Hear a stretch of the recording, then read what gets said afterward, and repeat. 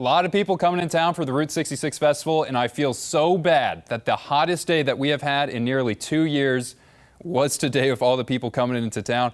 It's always hot for this event. It's especially hot. Yesterday was 97. Today was up to 98 degrees. It's supposed to have a drone show take place downtown, I think in about the next 15 minutes or so. So if you live close to the downtown area, try to keep your eyes out for that. They had one last night. It was incredible. I'm sure they're going to be following it up for tonight, but let's talk about the warm temperatures. 98 degrees for today, 98 degrees for Joplin as well for today. Kind of the other big cities in our area, West Plains, Rolla, Vichy, Harrison, didn't get a new record for today, but no one has hit 100 degrees yet this year. Typically, we only do it once per year. We came close for today.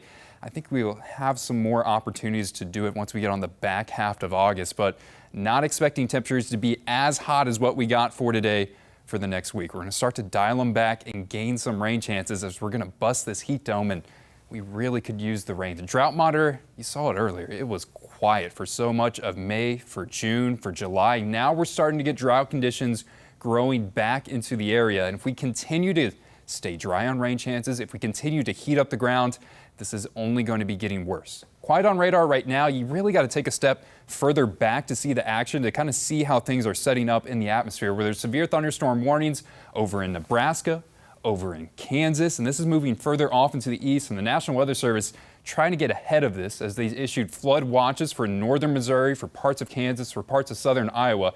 I don't think we're going to have a flood watch. We're not going to get that much rain, but it's really areas in northern Missouri that are under the gun of some extreme rainfall. We're going to see somewhere between 3 to 5 inches over the next 5 days. It's important because this is where the focus for all the rain is going to be over the next couple of days. And we're just left with really the scraps of the system, the leftovers. These storms are going to be pushing out outflow boundaries, kind of rain triggers, where what happens up here is going to dictate what happens down here into our viewing area. I think the heaviest rain totals is going to be the further up north that you get. Once you get kind of closer to that focus band of showers, where areas along I-44 and north of I-44, about an inch of rain is what you're going to be targeting over kind of this week. It's once you get further down into the south, you're maybe shooting for a quarter, maybe shooting for half an inch. If you get a powerful thunderstorm that rolls overhead, you'll be able to hit that. But this is how it plays out on Futurecast. We'll have opportunities of rain as early as Sunday morning. I don't think that's going to be the main bulk of it, but especially for areas north of I-44, can see some light showers to start off the day. It's once you get later into the afternoon, I'm watching the potential of kind of the storms up in Kansas City, sending a rain trigger our way, which is going to fire up some thunderstorms really north and along I-44.